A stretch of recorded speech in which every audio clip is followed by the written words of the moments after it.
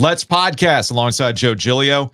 I'm Joe Ovias inside Eford Studios, downtown Raleigh, thanks to Empire Properties and thanks to Copiers Plus. Big thanks to Empire Properties for starters. It is the most wonderful time of the year. So if you're going to watch some basketball this weekend, head on over to Raleigh Times. It's supposed to be nice this weekend. They got outdoor area with TVs and all that fun stuff, the upstairs bar. And of course, with Copiers Plus, I'm not saying you should use your Kyocera printer to print out a bunch of brackets, but maybe that's what you're doing right now. Color and everything, Joe. I like it. Spare no expense. Is that your final bracket? Your one true bracket? We'll see. All right. When are you going to unveil this bracket? We'll see. What, are you going to tease it? Maybe. I guess it has to be today. Did you not realize that? That you have to unveil the bracket today? It's fine. It's fine. We're all somewhat distracted by a lawsuit that dropped shortly after we were done recording yesterday's show. So Clemson joined Florida State in filing a lawsuit at the ACC to try to wiggle out of the grant of rights, free themselves so they can go where? I don't know. But here are the particulars of it. The lawsuit is arguing that the withdrawal penalty to leave the conference is, quote, unconscionable and unenforceable. Big legalese, right? And it says that the ACC's grant of rights should only apply to members while they're in the conference and that the league's withdrawal fee should not be enforceable. This is a quote from the lawsuit. Each of these erroneous assertions separately hinders Clemson's ability to meaningfully explore its options regarding conference membership, to negotiate alternate revenue-sharing proposals amongst ACC members, and to obtain full value for its future media rights. And they are calling for a declaration that the ACC would not own the rights to Clemson's games after Clemson ceases to be a member of the ACC. And of course, the exit fee, they want that negotiated down. I think the exit fee, if I remember from the last report, it's like around $150 million. And they say it's unenforceable in violation of public policy. So there's all sorts of other stuff, too, about how the ACC's actions are detrimental to Clemson's efforts to ensure their athletic programs can continue to compete at the highest level. There's a tidbit about how they signed this contract, but then market forces have made this contract not really what they thought it was going to be. That's not how contracts work. Ultimately, this is a bunch of stuff thrown at the wall, similar to Florida State.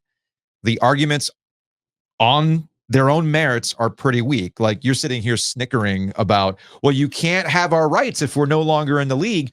Right. That was the point of the grant of rights. This is unconscionable. You all signed it. You all thought it was a great idea to preserve the league. You had a press conference saying that this was going to secure the league through 2036. Everybody was happy about this. So you can't sit here and say, who in their right mind would sign this crap? It doesn't work that way. But Joe, you and I have talked about this with Florida State, and it's the same thing with Clemson. That's not the point. The clock has started. The negotiation has started. The math equation begins. It's just like Florida State. They want out. How much is it going to cost them? And where are they going to go? Yeah. I think that's the big question for me. I see where Carolina can go. Mm-hmm. I could see Carolina in the Big Ten. And State, because remember, State's coming along with North Carolina thanks to the Board of Trustees. I'm not sure what that language says. Remember, they cannot unilaterally make decisions, Joe. Right. That's a recent change. But they could look out for them. They could. They don't necessarily have to come with them. True. Is what I'm getting at. Okay, I see where you're going. The question to me ultimately will be, how does ESPN view this? Because that's who needs to intercede here. If you're not familiar, ESPN has the rights to the ACC network. ESPN also has the rights to the SEC network. So does it help them to lose their two biggest brands, Florida State and Clemson, to the Big Ten and Fox? Of course it doesn't. Do the SEC schools want Florida State and Clemson? I think under the old thought process, they don't want those schools because it's a competition. It's about competition. I would invite NC State. I would invite, Georgia Tech, because those feel like teams that they could regularly beat. Yeah, but you don't want to give them money though, and would be stuck at the bottom of the league. Yeah. You would give them a discounted rate, right? Or the Washington, Oregon treatment. Sure. But bringing on somebody full freight in a territory that's already yours, in a recruiting area that's already yours, at the expense of your power schools. And it's not just Georgia, Florida, South Carolina. South Carolina's not a power school, but Alabama and Florida State, I think, are closer to each other than Florida State and Miami are, if my geography is correct. Yeah.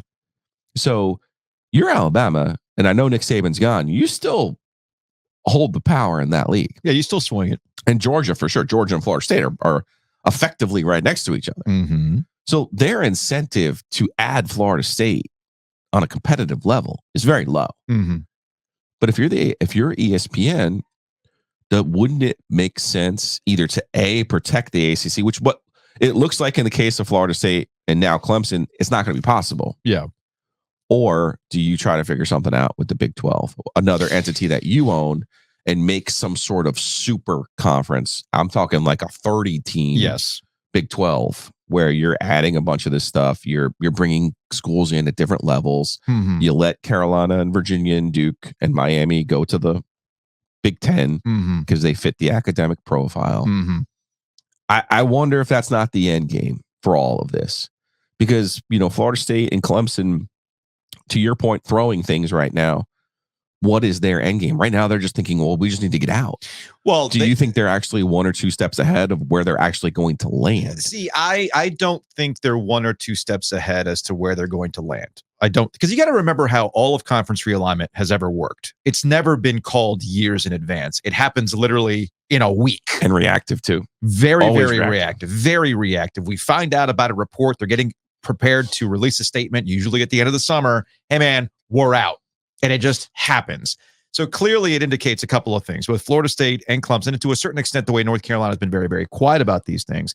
It's all very much okay, we know we don't want to be here, so we better start the process now to help ourselves out, because television ultimately and ESPN ultimately will dictate how this all plays out. So I agree with you. But there's a couple of things to be mindful of, right? So the one thing that we did learn from the Florida State lawsuit that we didn't know before, it was important. Very, very, very important. And it really did alter the way we talk about these things. It altered the way I talked about these things, because I always thought 2030 would be around the time where it would become kind of digestible for you to leave a conference, give up some money, and just make it good in the long run, right? But when the Florida State lawsuit had all that unredacted ESPN stuff, trade secrets that ESPN, by the way, is not happy about being out there, but at this point, it doesn't matter. It's out there. We come to find out that the assumption the ESPN ACC television deal goes all the way through 2036 was exactly that. An assumption that in there, ESPN would pick up the option to continue through 2036 in the 2026-2027 year. 2026-2027 also happens to coincide with the beginning of the new college football playoff television deal that ESPN just announced. And buried in a Ross Dellinger piece on Yahoo Sports about, the context of all these other things, there was a very important detail that I thought was buried in his piece. And that is that ESPN has a look-in with the college football playoffs starting in 2028. Now, why would you have a look-in in 2028 when you just knocked this deal out to start in 2026, 2027? That's because you don't believe that the landscape of college football is going to look like it looks today. And why would you? How many power conferences will there be? Exactly. How many automatic bids will you need? So this gets back to a real possibility that ties into your Big 12 argument. If you're ESPN and you want to keep teams away from Fox, why would you not try to look at that television deal and say, look, is there something that we can work out from the best pieces of the ACC and the Big 12 and create this third pillar of college football that goes with the SEC and the Big 10? Now, I know what Florida State fans who might be watching this are thinking. Hell no, not the Big 12. But you can't think of the Big 12 as it's currently constructed. No, it's still ESPN. Right. Yeah. So that is a key distinction here. And the ACC, I don't know what becomes of the ACC. I really don't. I mean, it could just be some leftover schools that end up, living high off the hog of whatever exit fees they end up getting. And that's where I think Clemson and Florida State, knowing that opt-in, opt-out date is And the idea and what they're arguing, I mean, I understand what their argument is. I just don't know how good of an argument it is to get out. But I know what their issue is. The issue is, holy crap, if the ACC has our rights all through 2036, that means whatever new deal that ESPN could potentially negotiate, if they want to opt into another kind of deal, if they opt out of what we currently have and they want to renegotiate, we might even be in worse financial situations if we get less money or it doesn't elevate to the market value we thought it was going to be, because that's the other factor too. Sorry, if I'm rambling here, I apologize, because there's just a lot of levels to this. But just go back a half a step and explain to people what the grant of rights are, because this led to great moments in OG history. Oh, what, when we had Bubba Cunningham on? And he just kind of laid it out? No, it was Holden Thorpe. It was Holden Thorpe. What did Holden Thorpe say? So, the former chancellor at North Carolina? Yeah, the grant of rights itself means you not only are bound to the league, but your television rights are. So if Florida State were, let's just say the Big Ten was motivated to get Florida State, which I have a thought on here. Just make sure you bring me back to this. I'll bring you back to it. Let's just say the Big Ten was motivated to get Florida State under the current situation. Sure. All the money the Big Ten gave Florida State for their television rights would belong to the ACC. So cool, you left. Cool, you think you got more money. Nope, it belongs to us. That's what the grant of rights means. Great moments in OG history is when I said to Holden Thorpe, why wouldn't they just Butch Davis that thing? Butch Davis famously cost Carolina a couple $1 million because he took a job with the Tampa Bay Buccaneers, not as a coach, but as an executive assistant to the coach. And I've always argued for these schools. Okay, yeah, Florida State, or more. Let's do something more realistic than Florida State. If Carolina were to go to the Big Ten, what's to stop the Big Ten from saying? Well, what's to stop Carolina from saying to the Big Ten, "Hey, I'm going to join your league, and I don't want my television rights," just like SMU is doing right now with the ACC. You're coming for free. And then the Big Ten says, "Whoa, look at this! I have a gift for you. This is an annual gift for the welcome to the Big Ten, for the annual expanding our horizons gift, the Tar Heel State, the Old North State, the Land of the Pine gift." Yes. What's to stop them from that? I'm sure there's some maneuvering you can do with that. I mean, also, one real quick thing about Florida State. I think Florida State's a prime example because remember, they're the ones who have been going after for private equity. Yeah, because they want to try to offset their losses by getting it through private equity. Yes. So that's another factor in this as well, in that you can find somebody else to keep the lights on. Now, with private equity, what ended up happening is that they would sell Florida State's brand to the same company that has Sports Illustrated that's been dead 3 times over and is being revived. Sure. That's neither here nor there. It's not being revived. You can you can join the likes of Odyssey and iHeartRadio at that point. So my point about, I wanted to circle back on Fox with Florida State. Fox and Florida State, right? Interesting that we were at the ACC tournament. We had conversations with people who know. Why was ESPN the only one who bid for the playoff package? Because remember how smart the Big Ten was. They have NBC, they have CBS, they have Fox. They get a little bit of money from everybody. You and I, at the time 2 years ago, were like, well, certainly those other networks will want opening round games. If not, ESPN, we all assumed would have the Final Four and the championship and all those things. ESPN came in and got the whole boat. And our question was, how did ESPN get the whole boat? The answer was, they were the only ones who bid. Yeah. So something tells me that while Fox is ecstatic, as I've said all along, to have the LA schools, because Fox is based in LA, and this is all just like the 2016 FBI case was about getting Rick Pitino out of the paint. Yes. All of Fox's stuff has been about, hey, there's somebody who works for Fox who's a big Ohio State fan who is like, wouldn't it be fucking awesome if we could just go over to the Coliseum on Saturday and see the Buckeyes? Isn't that all we really want? I'm telling you, man. I'm telling you. At its base level, you got to find the motivation. I swear, man. NC State wins a conference championship for the first time in 35 plus years since 1987. And now the conference is done. This Can't have fits nice the narrative, sir. As it was in the beginning, it shall be in the end. What a world. We'll get into this a little bit more with David Hale in just a bit. Housekeeping. Big thanks to Inovana for sponsoring Housekeeping. They came out to the house yesterday. They come out every 2 weeks. We appreciate that. Do a great job. They'll let you know when they're on the way, so there's no surprises. They're in, they're out. They do a great job cleaning. And most importantly, it is about saving time. So if you just have one big cleaning you want to get done, you could do that. If you want to do a recurring, whether it's 2 weeks, every month, whatever it is, they can work that with you. Go to enovana.com. That's ENOVANA.com, especially with like being in the tournament last week, got spring break trip coming up, all that stuff. We ain't got time. We just don't have time. We do have time. Hopefully you have time to visit us at Longleaf tomorrow, March 21st, Thursday, 1 o'clock. We're doing a OG Live brought to you by Sleek Fleet at Longleaf Swine. You can check them out, longleafswine.com. Again, 1 o'clock. I know that North Carolina, I think, tips off at 2:45 that afternoon, right? So we'll be hanging out there doing our show like we typically do. And they got great food. They got a great bourbon selection.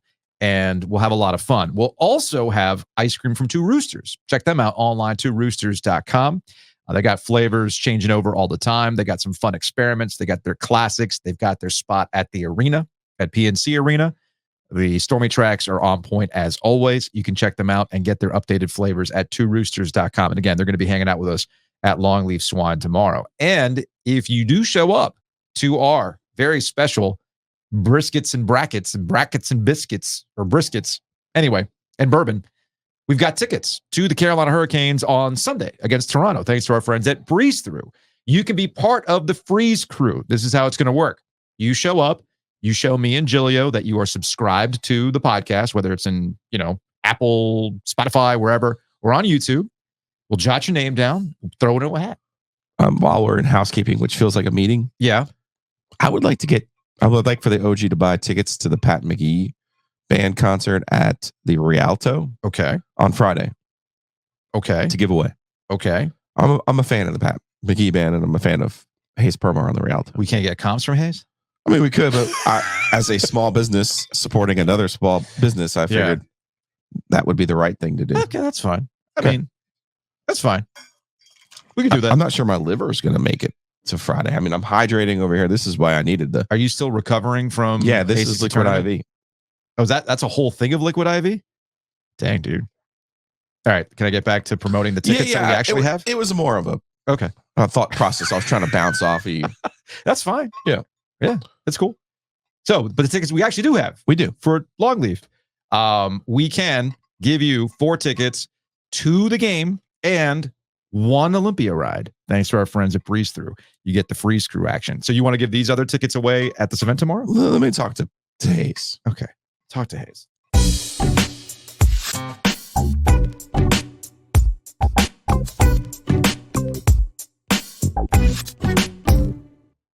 Joining us on the Heister Automotive Group hotline, he is David Hale, ESPN. And I know something's up, David, when you are threading on Twitter. Something big has happened. When I got like an 8 to 10 part tweet thread from you related to the ACC. So Joe and I, we just finished up like kind of giving the parameters of what's going on with Clemson in this lawsuit. It looks very, very similar to the Florida State lawsuit without the ESPN juicy tidbits. So I guess we could just kind of start with the why now, when it's fairly obvious it's going to go about the same way as the Florida State with ping-ponging legal maneuvers and whatnot with no real end date in sight. So why now?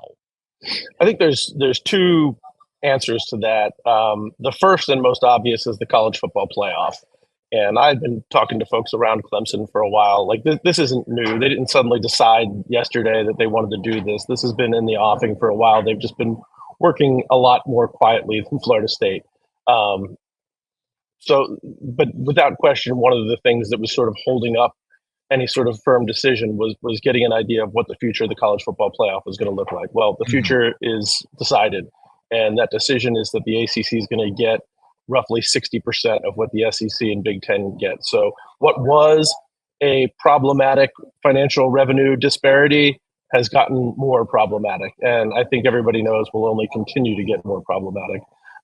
So even stuff like the success initiatives that the ACC instituted, it's probably not going to come anywhere close to making up for the significant disparities that are at play. So writing's on the wall. There's not a good answer here. And then part two is I think the more interesting one, because I've asked this question to a lot of folks, including at Clemson. It's like, if Florida State was willing to be the canary in the coal mine, why go into the coal mine too? Why not let them figure out if this is a survivable situation, if there's an out here? Yeah. And I think the answer is about leverage and options. And so we've heard about the ESPN window that comes up in a couple of years where they could drop the ACC agreement. I think this gives, with Clemson and Florida State both suggesting they're ready to leave, it gives them some leverage with ESPN.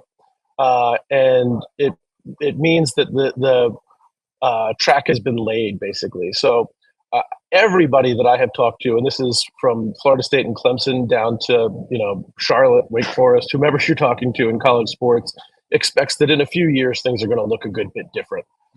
How different, or in what ways are they different? I don't think anybody feels exactly sure yet. But the point is, and you pointed this out at the top, like, this is not an overnight process. Like, this stuff ain't getting fixed tomorrow. There's not going to be an answer by the time football season starts. There's going to be whatever legal decisions come, and we haven't even decided on venue of the three that are potentials now. There will be appeals and appeals on top of that.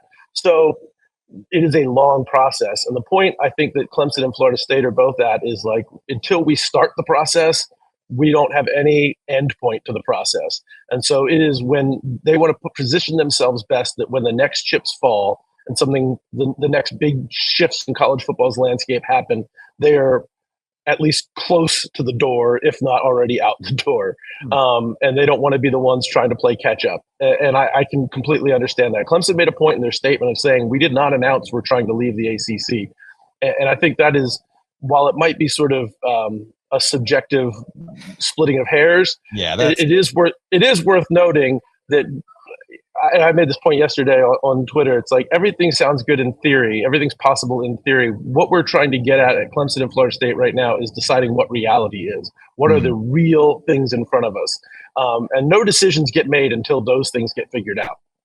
For context purposes, David, and you're joining us on the Heister Automotive Group hotline. I don't know if you know this, but you can actually sell your car to our friends at the Heister Automotive Group. It's an important distinction, sir, not just buy them. For context purposes, though, you mentioned this new distribution model of the playoff. What was the old one? Was it just basically the Power 5 school conferences had said we all get the same piece, or did you get more for having more teams in? Why would it spark Clemson to make this decision? Well, for one, the disparities are wider. I mean, it's sort of like the SEC and Big Ten have always been a little ahead of the ACC and everything, but it wasn't so much that the ACC couldn't survive. Now the differentiations are much wider. I think, before you had basically, if you were a team that played in the playoff, there was additional revenue for you, but the leagues largely, the power leagues largely split everything evenly, with the group of 5 getting a much smaller slice than that. I think, as much as the money, though, the way these negotiations played out was a real reminder of the line of demarcation. If you weren't already aware of how separate these two leagues are from everybody else, I mean, the negotiation basically went like this. The SEC and the Big Ten said, take what we're offering or we will leave and do our own thing. Right. I mean, at that point, you understand that you are only playing, if you're in another league, you are playing at the SEC and Big Ten's grace. Like that's all you've got. Yes, no, that's exactly it. It goes beyond just the money. The money always matters. I mean, you can always trace every decision back to money, but there's something else at play here, and it's fairly clear that the Big Ten and the SEC are the ones who are calling the shots. They're the ones who are going to shape the future of college football one way or the other, based on the format, or maybe even based on two leagues that are just kind of doing a super league type thing where they got their divisions. But speaking of the money, and this is the part that I'm most curious about, I get that there's a financial divide. However, does Clemson, does FSU, let's say there's levels to this. Let's say you do find and negotiate a way out of the ACC. That's going to cost you money. And I've been saying this for months now. The minute you file that lawsuit, it's not about beating the grant of rights, because if you could beat the grant of rights, it would have already happened by now. The arguments that are being thrown out there are stuff that's being thrown at the wall. A lot of them, they're eye-rolling. If you ask any lawyer to look at this stuff, they're kind of eye-rolling arguments that they're making. The argument that Clemson's making is that, hey, you don't have rights to us if we're out of the ACC. Right. That's the point of the grant of rights. Right. Yeah. Thank you for reminding us. That's the point of the grant of rights. So I think this is all being negotiated. That's going to cost them money. Nobody knows what the answer to that is. So not only is it going to cost you money in legal fees and the exit fee in some form or fashion, but then you also have to have a landing spot. And this is the part that I find the most curious for both Clemson and Florida State, and obviously North Carolina, who I think we can all agree is I used to call John Swofford the ninja commissioner. I am now bestowing the ninja moniker to Bubba Cunningham as the ninja AD. But we'll get to that conversation separately. The point that I'm trying to make here long-windedly is, does Clemson expect to get a full share when they jump to another conference? Does Florida State expect to get a full share when they jump to another conference? Because we've seen the precedent set both in the ACC, where you got a school taking no money, and you got the Big Ten having schools essentially taking 40 cents on the dollar to get there. So what does Clemson and Florida State expect if they land in, say, the SEC or the Big Ten? So this is a great question.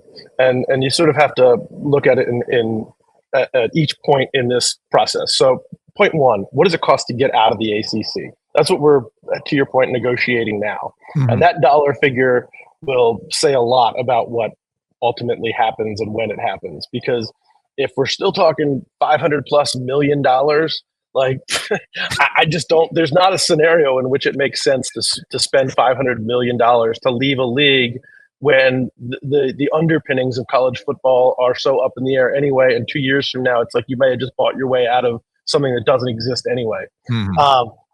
So I think that's part of it. And where that number falls probably dictates the next step, which is, what are you willing to take from another league? I have been told by multiple sources that if they are clear of their grant of rights, that Florida State and Clemson would have a landing spot. Where that is, I think they would love to have both of the big time leagues vying for them. That's their best case scenario. And so I think they're doing a lot to sort of gin that up, but they would probably have a landing spot. The question is for how much. I've been told by multiple sources that they would be willing to not accept, at least for the short term, next few years, the league network revenue, because they would not have helped build that network. They were not a part of that network. That would be something that would be set off separately, but that they would look for a full share of the actual league's TV contract. They would not be coming in on an SMU-like deal, or certainly would not want to come in on a Washington-Oregon type of deal. They view themselves as brands that warrant a full distribution. Now, again, how much are you willing to negotiate on that point probably depends on how much you won the negotiation on the first point with the ACC. Mm-hmm. There is a lot to be said, I think. Again, it always comes down to money, but there is a lot to be said for having a seat at the table, and that's a big part of this. I think that's part of why Washington and Oregon took the deal that they took. I think it's part of why SMU took the deal that they took. They're all looking to move up from the smaller table to the next bigger table. And so I think Florida State and Clemson want that as much as they want the money. Then you have the third question, which is you noted Bubba Cunningham. I think there's sort of a three-tiered look at the ACC right now. You have those three teams at the top, Carolina, Clemson, and Florida State, that would have genuine value and almost certainly a landing spot elsewhere in one of the two power leagues. Virginia might be added to that conversation, but they're really probably more a Big Ten, but not an SEC situation. I don't know. I'm sort of guessing at that. Then you have the bottom tier that I think everybody understands, like Wake Forest, Boston College, Syracuse. Nobody's knocking down the door to add you. Maybe you have a home in a future Big 12 if the ACC completely implodes, but there's not a lot of incentive for them to look anywhere, because where are they going to go? And you want that buyout money coming to you as long as the league remains intact. Mm-hmm. Then you have the sort of middle tier of teams, which is NC State that's clinging as closely to the coattails of North Carolina as possible. Quick context. I mean, this is news that's happened over the last couple of months, where the board of governors, the board of trustees for the system, recently changed things around where North Carolina cannot just unilaterally make these decisions, which sets things up for NC State and North Carolina to be kind of a package deal, the same way that Virginia and Virginia Tech was politically negotiated to get them into the ACC years ago. Yeah, and it's not like the Big Ten was dying to get UCLA. That was UCLA had to come with USC. Some of these things just work that way. So I think you have some of this sort of middle tier, which is Miami, Virginia Tech, Virginia, NC State. That it depends sort of what way the winds are blowing, and I think that will be a big question of like what does the landscape of college football look like. And so I think there's a big, when you talk about Bubba's role in all of this.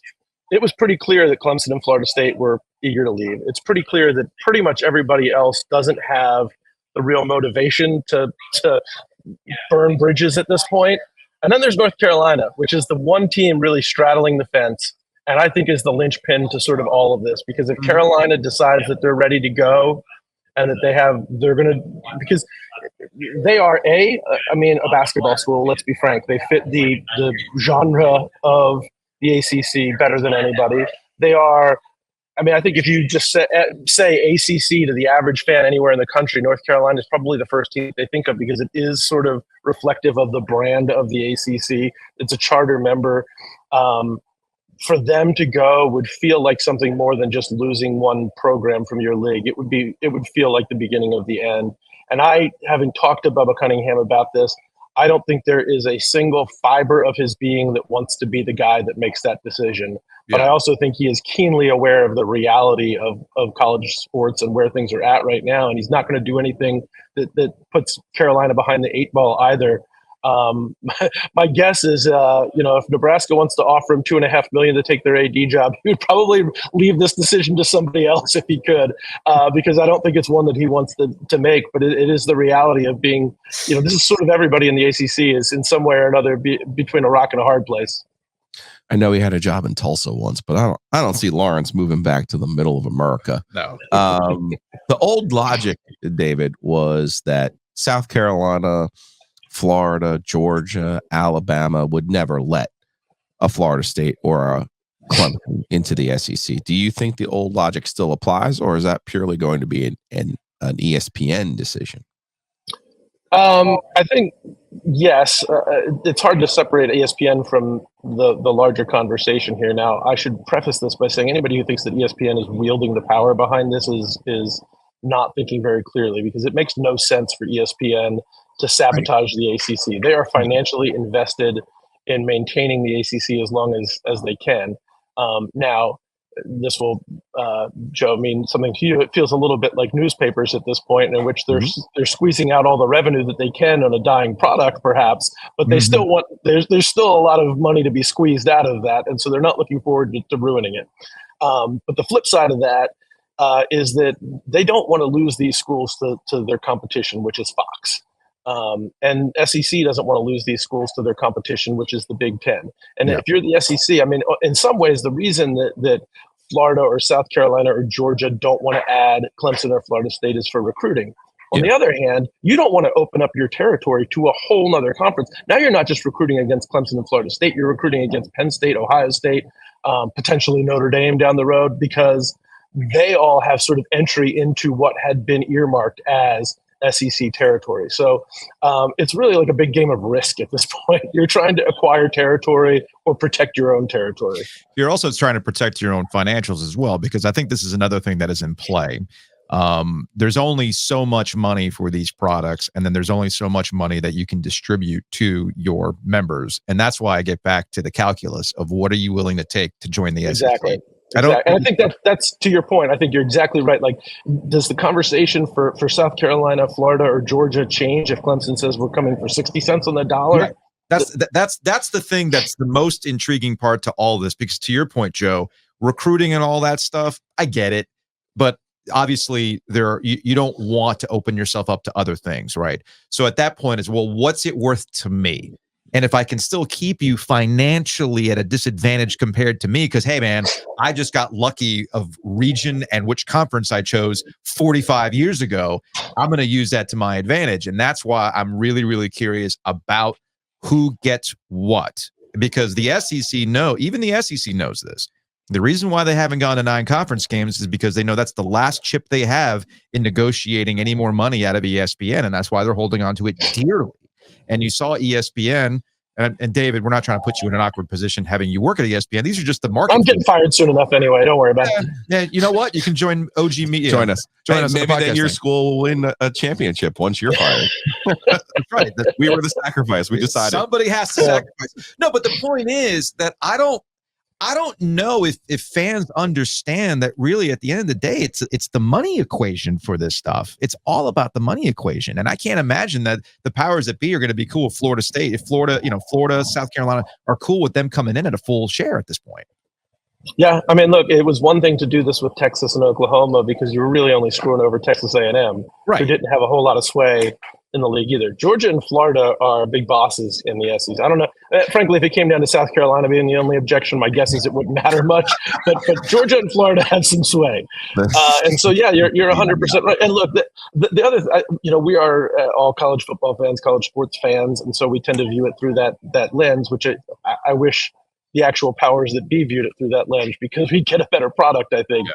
But look at who these commissioners are. Look at who these ADs are now. Look at who gets hired for these jobs. They are TV executives. They are from the business world. They are not academics. They are not college sports people. And so you're 100% right, Joe. This comes down to the money. I mean, it sounds almost ridiculous to have to say that because it's the way of the world, but it's just because so little made sense about the financial structure of college sports for so long. I think it's sort of weird for people to wrap their head around the fact that like people are making business decisions right now. Yeah. David Hale, ESPN. We appreciate the time. Enjoy the basketball. I mean, this was such a wonderful topic for Clemson to drop the start of the NCAA tournament because you absolutely know there was a lot of podcasts out there that were like, damn it, are we really going to try to have to talk about basketball when we really want to talk about football? Do we really want to talk about spring ball? No, we got it. I like that there in my opinion, there are only 2 true holidays anymore, and it's Christmas and then the start of the NCAA tournament.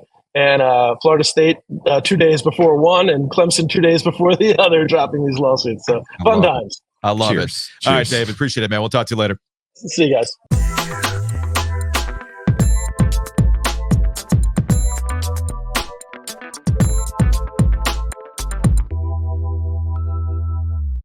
Big thanks to Home Field for sponsoring Ovies and Giglio. Use that promo code OG23. It is the most wonderful time of the year. They got third month mania going on. They got mystery boxes. They got new throwback shirts. They got the bomber jackets back, hats, all that fun stuff, all to rep your squads during this month. And again, you just got to go to homefieldapparel.com and use that promo code OG23. Big thanks to Whitaker and Hamer for sponsoring Ovies and Giglio. Check them out online at wh.lawyer. Again, that's wh.lawyer. Attorneys and counselors at law. Whether it's something as a traffic violation, something a little bit more complicated like contracts, maybe you're trying to break a grant of rights. I'm sure you can get some advice from Whitaker and Hamer. I wonder if their billable hours are the same as the billable hours that these schools are using. Probably a little bit more affordable. Yes, okay, for our people. Just a smidge. So you got to check them out, wh.lawyer. And maybe you're trying to move like Clemson and Florida State are trying to move. You know, they're trying to move to other conferences, another home, if you will. Hometown Realty can help you move to your new home. Just go to myhtr.com to get more information. Yeah, well, especially if you're selling your house, Joe, you might think, oh, I can do that. That's easy. I could save the 3%. No, dude, make more money. Also take off the hassle off on your end because there is a frenzy and there's more people. The market is such that you need help. Yeah. Trust me, the 3% is worth it. Okay. myhtr.com, buy, sell, calculate.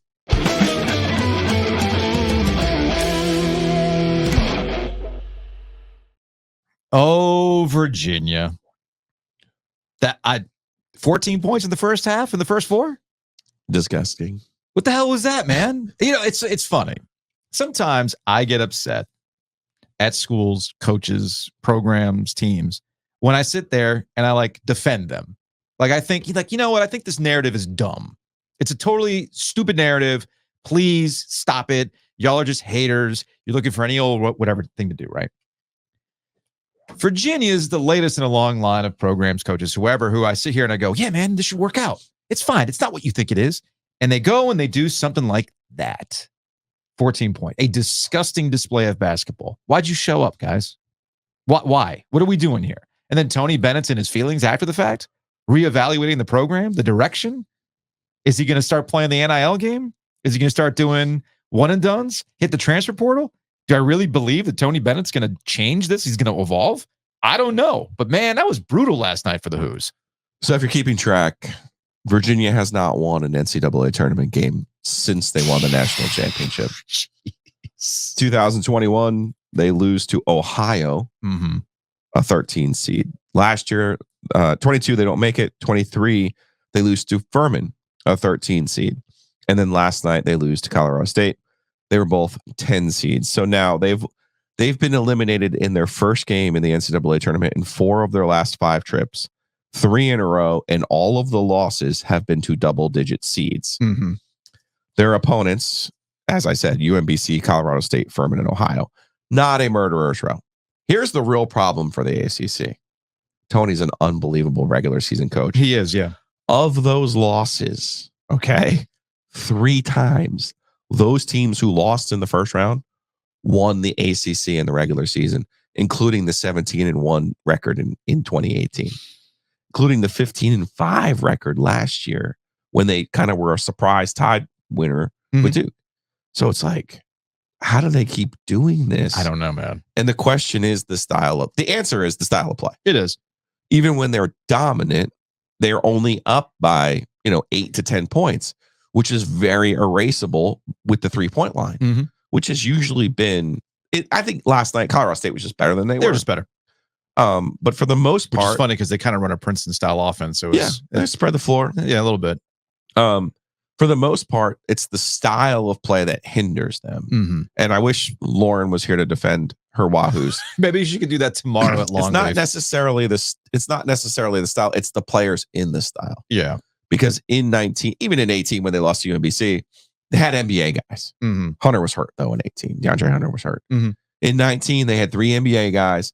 They made shots. They didn't wait till the end of the shot clock to take shots. They weren't that interested in milking every possession offensively. And I think they put themselves in this situation, as we saw in the NC State game, where they can have a 5 or 6, 7 point lead, even with 3 or 4 minutes left. It'll go quick. And it goes away like that. This team in particular had a serious flaw. That was their free throw shooting. That was just atrocious. They lost a lot. Back at the ACC tournament, you were screaming with about 2.5 minutes to go. No, 4. Was it 4 minutes to go? You were like, just put them at the line. They can't hit free throws. Just put them at the line. They cost them. They went 13-7 in the league this year. Yeah. If they were a middle replacement level free throw shooting team, they would have went 15-5 again. Yeah. It cost them 2 games. And it's been more than a whisper, more than a rumor. Brendan Marks wrote about it because it is that. We talked to Brendan at the ACC tournament about it. It's like, does Tony want to continue to do this? Because it will take him changing. And looking at their roster construction this year, it's not that he is averse to going into the portal. He's gotten transfer players. Yeah. I don't think they're averse to NIL either. It's just like Roy Williams, just like Mike Bray, 2 coaches who have retired. Maybe not specifically for this particular reason, but those 3 schools in particular, when everyone else was losing transfers left and right, those 3 schools were retaining players, developing players, and were routinely older than all of the other teams and had continuity. Can't do that anymore in the ACC. And that's just not possible anymore. So the question is for Tony, do you want to still do this at this level? Maybe he goes back to Wisconsin, Green Bay, and wants to do something like that. I've always advocated that for people. I remember having a conversation with Tom O'Brien. He gets fired and he's like, I love football. I want to do this. I want to do that. I was like, and he did it ultimately. I go, you know what? You love football. You love coaching. Go coach your local high school team. Go help out. That's what it's about. If you really want to help people, that's what you can do. There's places to do it. You can do it. Now you're not going to make millions of dollars, but he had plenty of that. So that's ultimately what he ended up doing. He went and helped. Yeah, and we've seen this with Bill Parcells too, famously with Jacoby Brissett. I said this with Brendan last week, and it's worth repeating in the conversation about Tony Bennett. if you're Roy Williams, you're stubborn enough and you're trying to prove that I can still win the way that I've been winning, even as the game has evolved. And it got to a point where he could no longer do it. And he says, all right, I've accomplished everything that I can accomplish. I mean, 3 national championships is nothing to sneeze at. And he pieced out. Yeah. Okay. Never mind. He beat himself up in his retirement press conference, but he did not need to prove anything else. Hall of Famer, peace out. And fair enough. I don't think Tony needs to prove anything else either. I'm just being honest with you. I don't think he needs to. And you know me, I'm not. I don't think he needs to either. The point is, you got to decide what you want to be. Yeah. Like if you want to keep trying to do this and win your way, the man, by all means, keep trying to do it. But understand that these results are just not good enough. And they're not going to be good enough for people who expect you to go deep in the NCAA tournament and try to get another national championship. Either you try to be Roy Williams and be stubborn, or you go the Mike Krzyzewski route and evolve. And that's always been my issue with the way people talk about NIL and roster construction and everything else. The new coaches coming up, the John Shires of the world, this is what they know. Yeah. And they're not afraid of this stuff. They know what the deal is. So what's it going to be for Tony Bennett going forward? If he decides to walk away, I do not blame him. I do not begrudge him. He has nothing else to prove at Virginia. He did it. But it's got to be something, man. What do you want to do? Handsome Tony Bennett. How old do you think he is? Oh, he's what, 55? Impressive. He's 54. Okay, yeah. Yeah. I'm watching him at the ACC tournament and then watching him last night in the first four. I'm going, man. And I'm sure anybody would say the same thing about me, but I'm like, damn, Tony got old. So speaking of college basketball, be on the lookout for this. We went over to the governor's mansion yesterday to do our, what has become an annual tradition. We go over to the governor's mansion. Roy Cooper unveils his brackets. You kind of roast his picks, and we also give him a gift. I think the gifts, was it last year we did the full Homer Simpson? That was last year because North Carolina wasn't in the tournament, but Duke and State were. Duke and State were. That's right. Yes. That's right. So this year, after NC State beat Carolina in the ACC championship in Washington, D.C., thanks to Anna over at Sound Off. You hear us reference Anna and Sound Off Records in downtown Raleigh. They help a lot with our graphics. Anna puts up with my nonsense of, hey, do you have the ability to like heat print something on a mug? Yes. Why? Well, we've got something for Roy Williams. That's for you. All right. And again, the same rules apply. You can't give it away. It's yours. Don't throw it either. Oh my gosh. This is the worst. ACC tournament runner-up. Kudos to you. This look at that color scheme. It fits your double tar heel. Pretty brilliant. This is pretty brilliant. You know what? I'll keep this to remind me that you just have to go the extra mile if you want to win it all, right? Yeah, that NC State can have nice things. They can have nice things, and they do have nice things. Wow. My personal favorite was I said Roy Williams. I meant Roy Cooper, Governor Roy Cooper. So be on the lookout for those brackets along with Josh Stein, the Attorney General. They had a little back and forth, talking some smack. But I think you finally got Roy in this one. Where do you think the mug's going to be? I hope on his desk. You think so? I hope. Okay. I know where it'll be. Because he'll be an employee of the OG Media LLC in 2025. That's right. He's gonna be doing a Canes podcast. He'll do a Canes podcast, so he'll have that next to the mic. Okay. Yeah, I'm looking forward to it.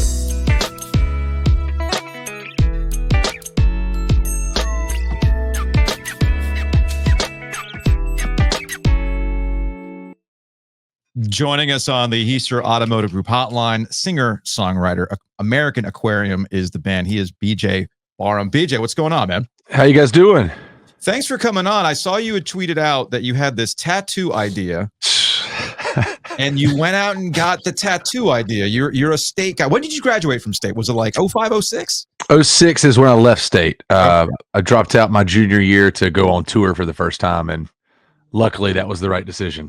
Yeah, I'd say it's been working out for you. It's been working out. It's been working out for you. So first off, as Joe and I have discussed, like you have to be born into the Wolfpack life, right? The Wolfpack life chooses you. Yeah. So how did you get into the Wolfpack life? There's no bandwagon NC State fans. Nobody subjects themselves to 37 years of just losing. I attended NC State. I went to NC State in 2002, and I walked on campus. Growing up, a lot of people are going to be surprised because of how big of a Pack fan I am now.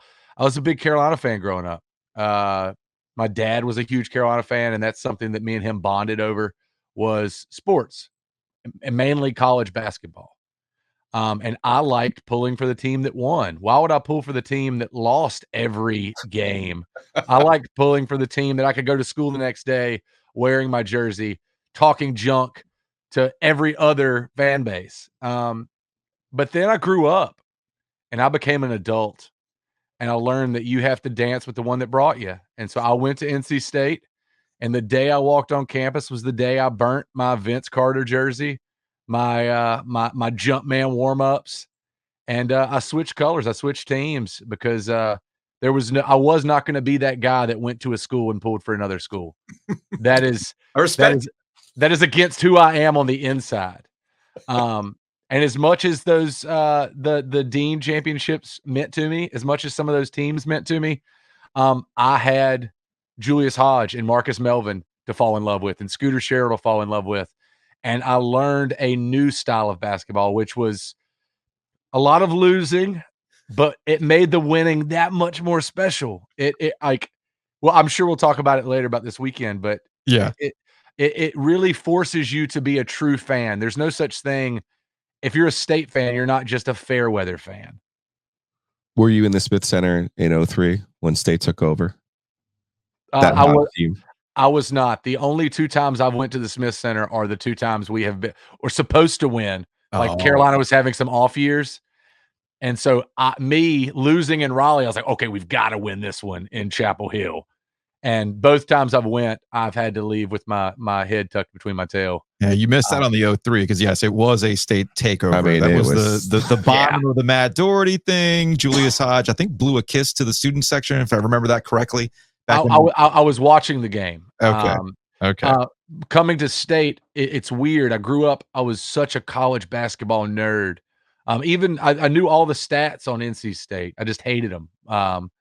But because they were they were rough, they were unorthodox, they weren't blue blood basketball. Yeah. So when I came to State, I got really into college football, like a lot of State fans. Well, we talk about this all the time. If you're young and you got on State's campus, it quickly became a football thing, not a basketball. Well, I walked onto campus in the fall of 2002, so it was Phillip Rivers, Jericho Cotchery, T.A. McClendon was my age. Football was the first thing put in my face, and I was like, wow, we're pretty good at this thing. And then basketball came around. I was spoiled during the Julius years because we were always competing. We beat Duke, we beat Carolina. It was competitive. And then the Sidney Lowe years took over, and it really tested my resolve as a human. Sir, you missed the Les Robinson years. That's all I want. What's wild to me, listening to BJ talk, listening to you talk nostalgically about that time frame. I'm now old enough. We're all old enough to be nostalgic about the Herb Sendek era to a certain extent. It's insane to me. Before we get to the actual basketball, BJ, I noticed you behind our friend Greg Hayden. I think you were in the second row up in DC.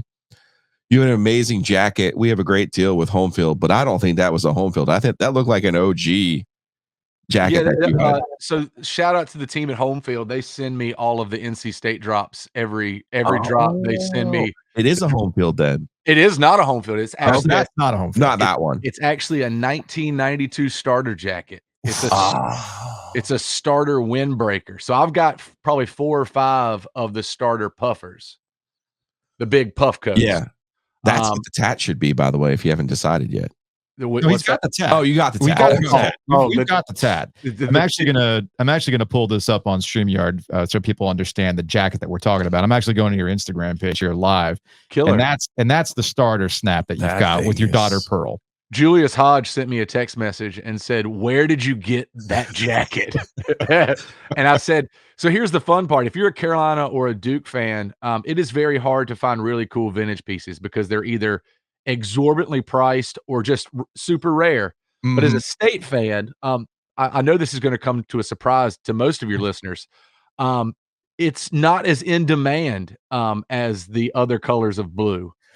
And so I've spent the last 20 years traveling around to estate sales, thrift stores, and I have amassed a pretty great collection. My daughter has a pretty great collection of everything she wore this weekend was vintage 83 championship stuff, 89 regular season ACC championship stuff. Like, she's got the legit stuff. She's the shirt she wore to DC, on the back it said, "It wasn't destiny, we was just bad."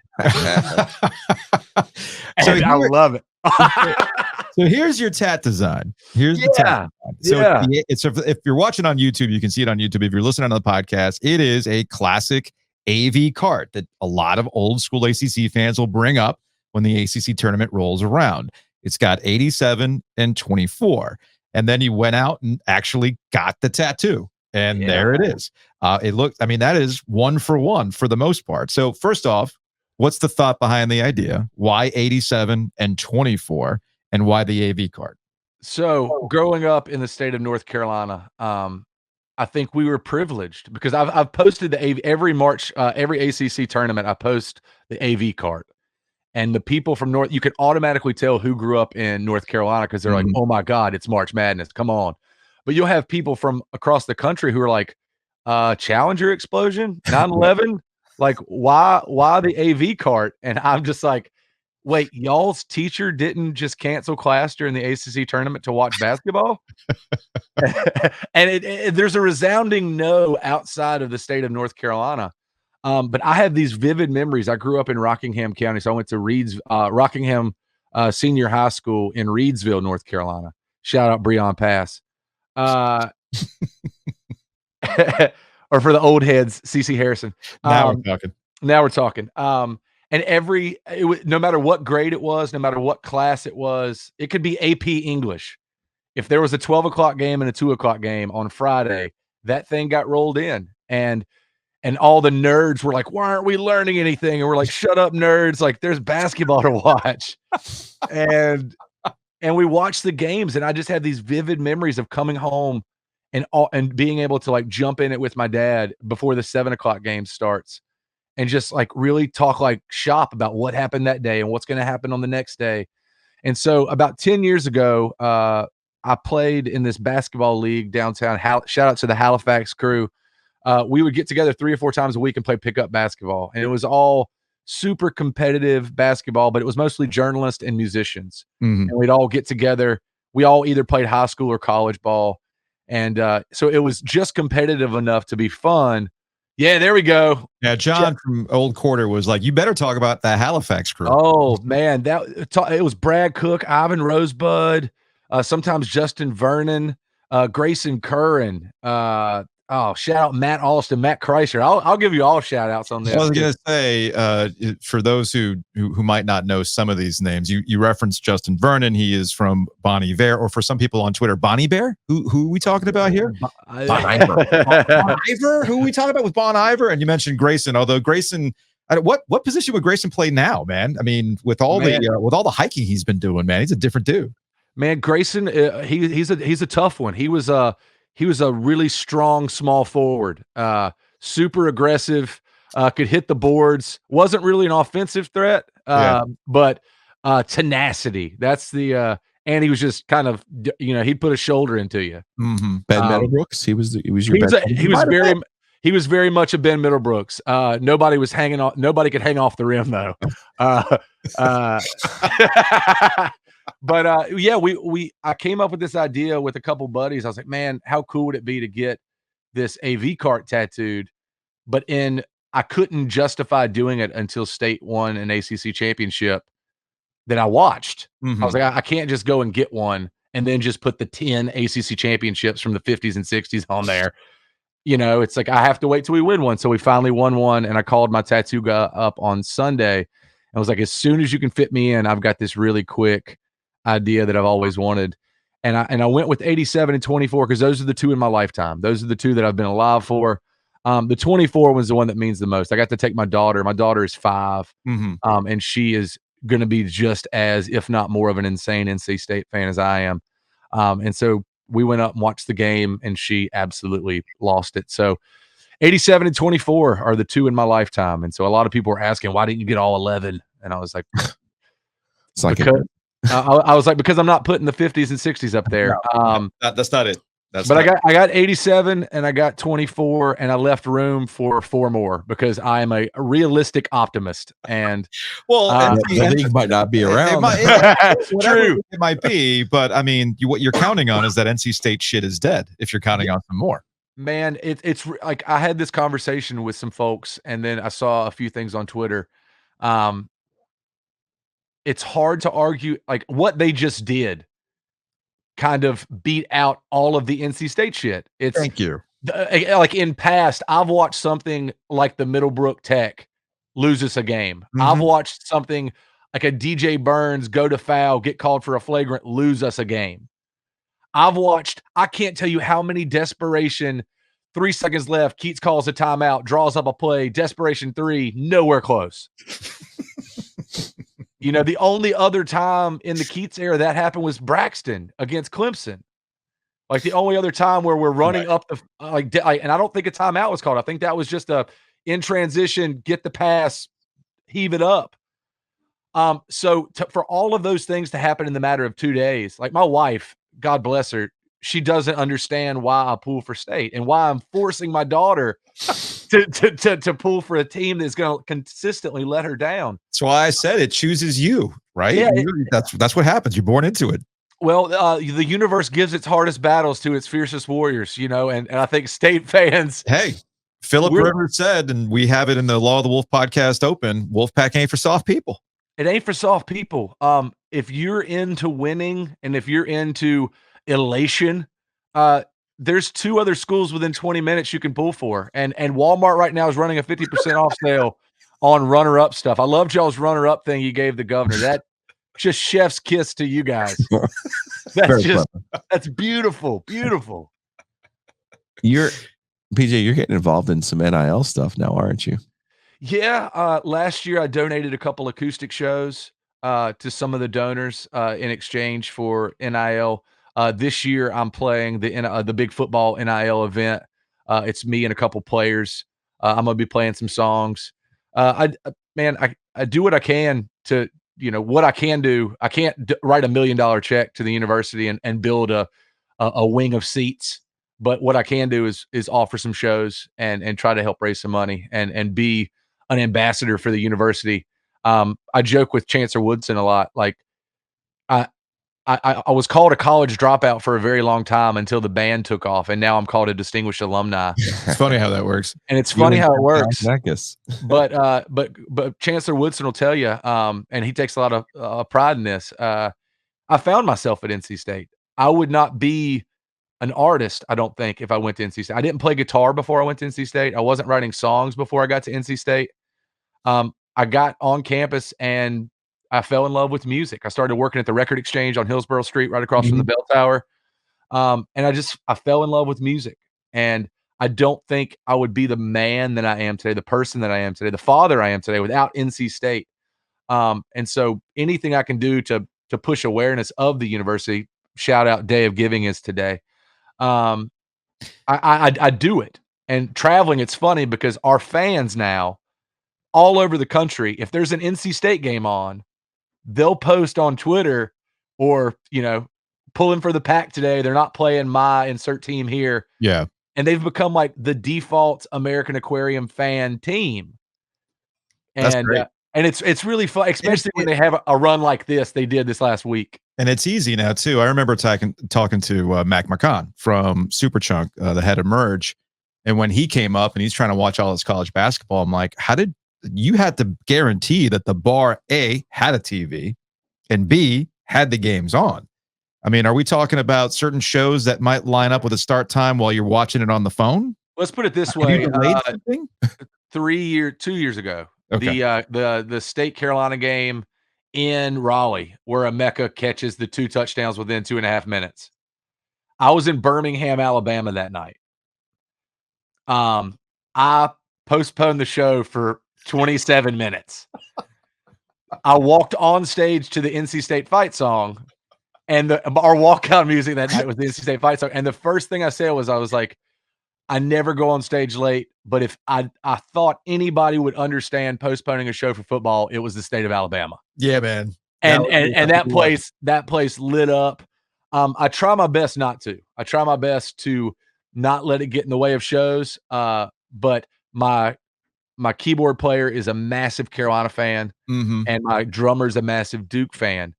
And so I can't keep a screen up front because I will stare at it and forget words and forget things.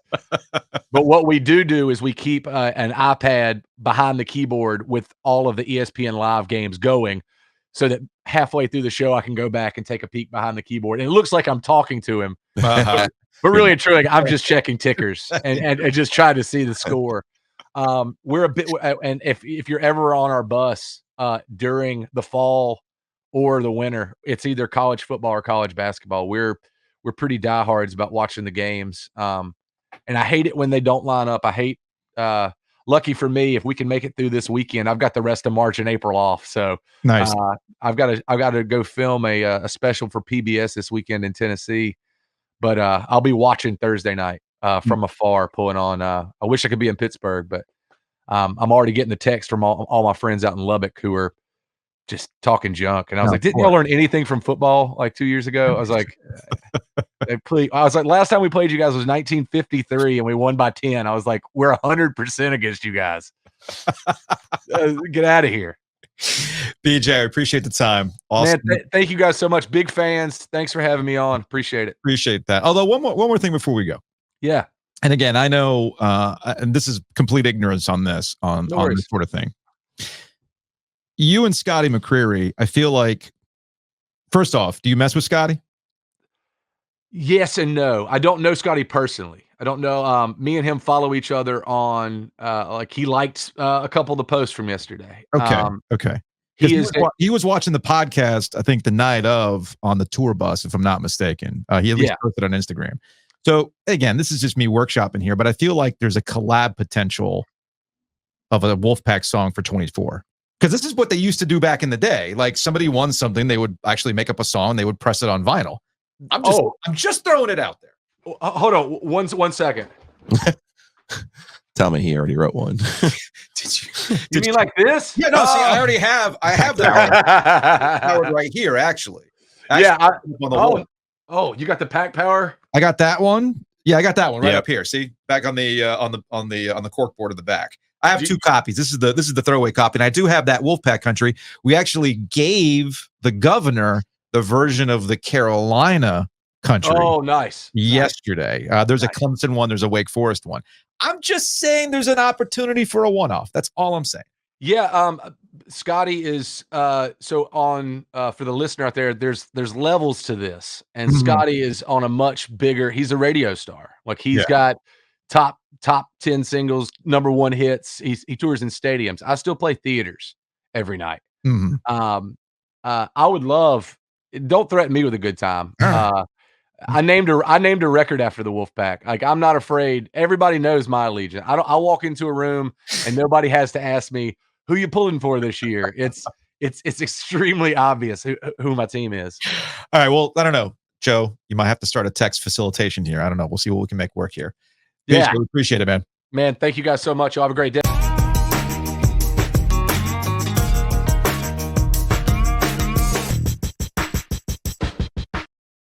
Fun conversation with BJ. I feel like I need to raid whatever vintage stuff he has so we can put up in the studio, man. That would be great.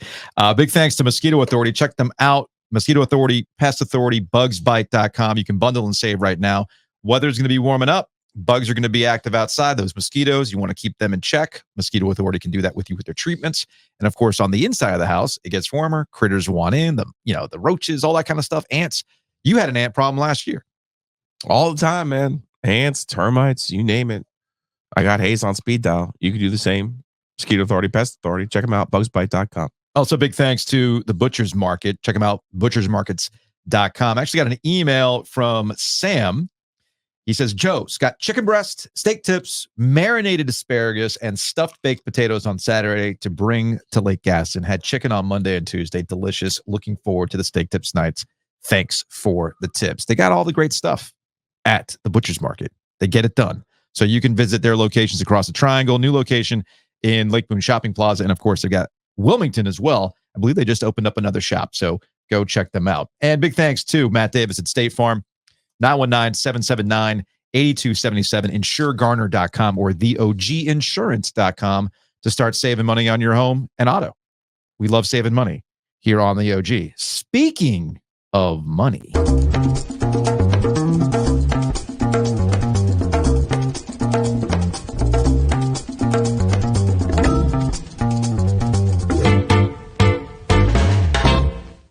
So as I was sitting getting a haircut or a beard trim, and trimming up what's left of my hair, you were sitting in Leanne's waiting area, and you were very excited about Chinese league basketball.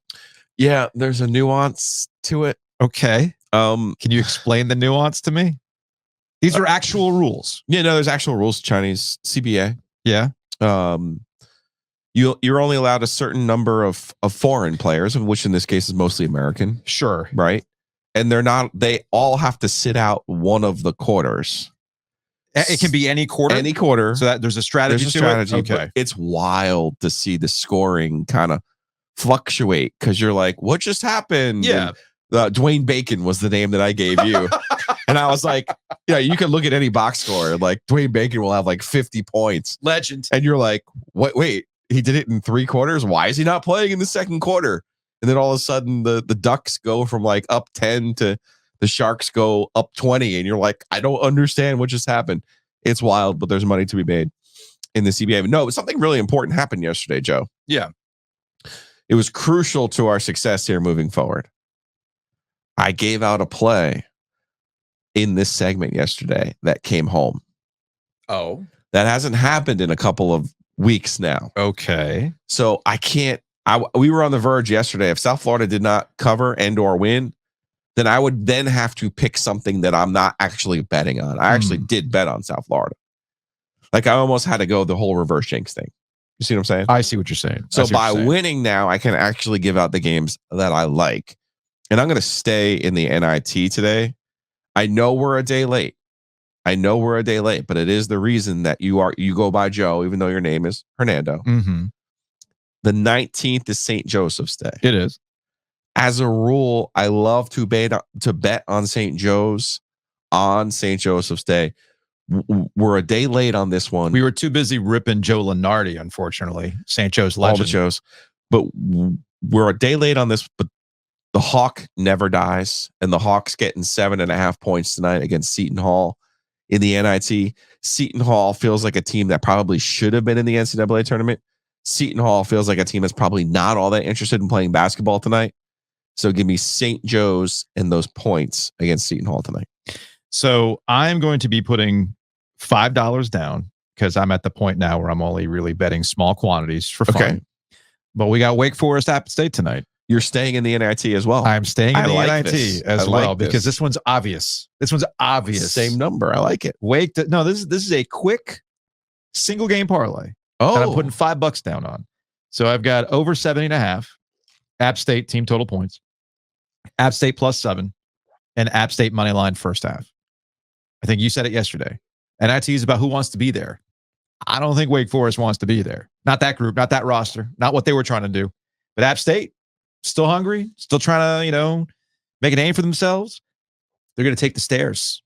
And I'm going to put $5 down. It'll pay out $22. Whoa. And 25 cents. It's a nice payout. 4-1. 4-1. Let's go. That's what I'm doing tonight. NIT basketball fever. Catch it. One quick note about the NIT before we move on. It is the National Invitational Tournament, right? It's invite. Yeah. It's an invite. You are invited to this tournament. You don't have to accept invitations. No. I get invited to stuff all the time. Weddings, parties, bar mitzvahs, baptisms. That doesn't mean I'm going to say yes. Sometimes I got other things going on. Can't make it. Hate it. Is there, look, Nada, our friend Nada got married a couple of weeks ago, back in February. I was invited to the wedding. I couldn't make it. I had something else going on that was related to what was going on here. So just couldn't make it. Said, hey, can't make it, whatever. Send you a gift. I think the same thing with the NIT. Pitt, all these other teams who have said no to the NIT last year with Carolina, where everybody lost their minds. You were invited. They just said Nah, we're good. We got other things going on. And the other thing that's going on is, well, the transfer portal.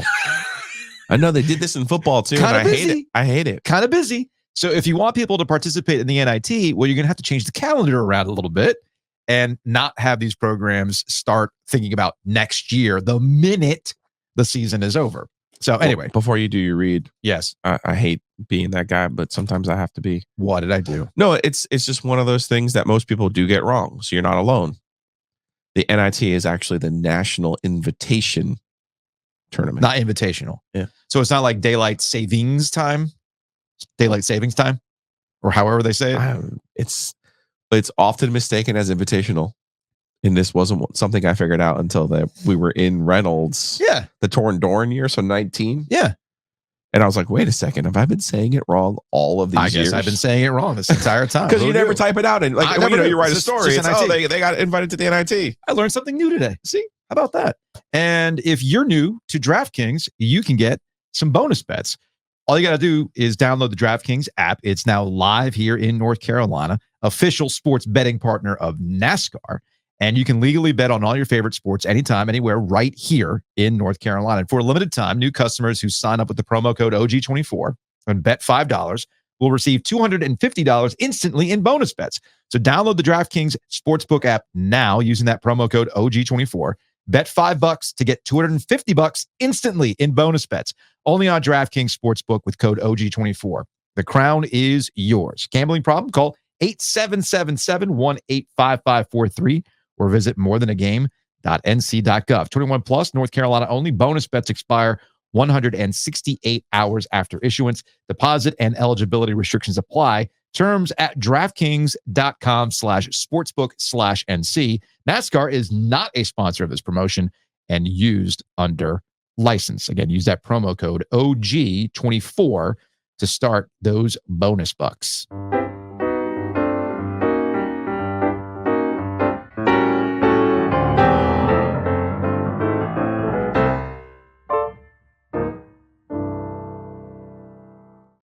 All right, let's get out of here on some Hey Joe questions. Let's get into the YouTube comments. This is from ETG. Somebody should have told Virginia to reject their bid to the NCAA tournament. That was another one of the most disgusting performances of the year. Again, Pitt should have gotten in instead of them. Absolutely disastrous to watch. I mean, I said this about Pitt, and I somewhat agree. Sometimes you look at a team and you go, that's a team that can win a couple of games in the NCAA tournament. Maybe they have a chance of getting to the Sweet 16. I never really believed that about Virginia. I understood their body of work, why they were in the NCAA tournament, but I never really believed that they were going to be able to go. Pitt, on the other hand, I could see them stringing some wins. One thing people need to remember, the selection committee doesn't make an attempt to predict what that team is going to do once they get in the tournament. Yeah. Rather, it's based on the entirety of their resume. Uh-huh. The one thing I don't like that they did away with, and we've talked about this with Patrick Stevens, I wish they would bring back as one component what a team has done in its last 10 games. Because ultimately, Virginia got into this tournament because they beat Florida and Texas A&M back in November. Yeah. And that's not who they are now. Pitt, on the other hand, was breathing fire down the stretch. And if we had that last 10-game component, I feel like they would have been more of an appropriate choice. And I think given the way the rosters are constructed right now with transfers, everything else, it's probably time more than anything else.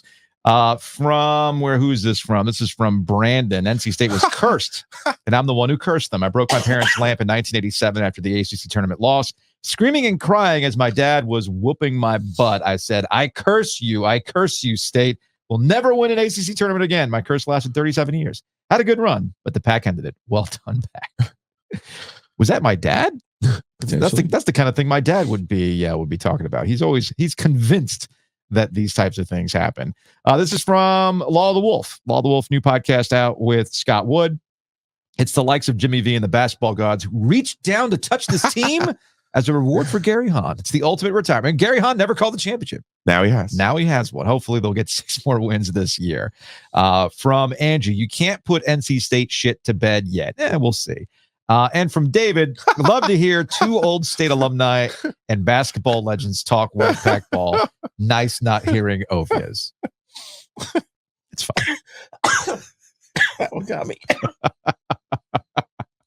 On that note, live Longleaf Swine, 1:00 tomorrow, downtown Raleigh. Come on, Come by. win some tickets. Come win tickets to the Canes game. Maybe we'll have some concert tickets. We'll have bourbon. It'll be a good old time. We will see you then.